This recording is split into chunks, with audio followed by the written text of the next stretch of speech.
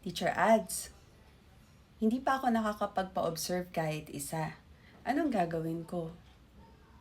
Eh di ano pa, pa-observe ka na te. Anong inaantay mo? Graduation! Diyos ko, day. Okay?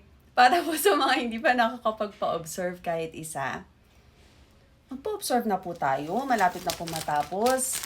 Para hindi po tayo nagkukumahog.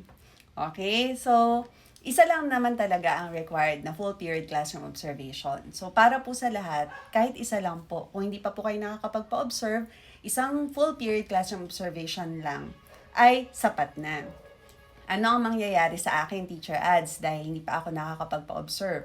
So, lahat ng indicators ko ay hindi pa nare-rate. Anong gagawin ko?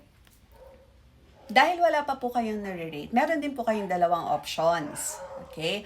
Ang una pong option ay magpa-rate kayo ng all 9 indicators para sa classroom observation number 1.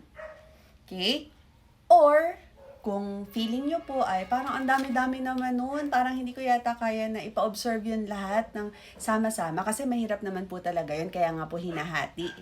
Ngayon, kung halimbawa parang feeling nyo hindi nyo kaya yung buong 9, pwede naman pong ipa-observe lang po yung 6.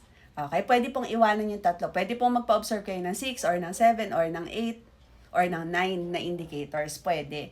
Basta po, hanggang tatlo yung pwede nyong iwanan na indicators na walang rating para doon sa first CO ninyo.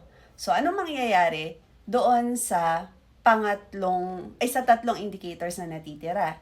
Magagawa din po kayo ng reflection journal kagaya ng scenario number 2. Okay? So, dun sa scenario number 2, meron din po silang reflection journal kasi hindi pa nare-rate ang lahat ng mga indicators nila. Pwede rin po kayong gumawa nun, meron pong attachment at meron pong kayong isusulat. I-rate po iyon base doon sa ating COT rubric na ginagamit din kapag nag-o-observe si master teacher. So, yun po yung ating gagamitin para magkaroon din po kayo ng rating para sa lahat ng mga indicators. Okay? Ulitin po natin, may dalawa pong options. Yung una po, magpa-observe ng all 9 indicators in one CO.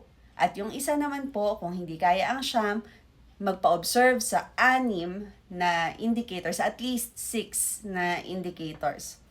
Ulit.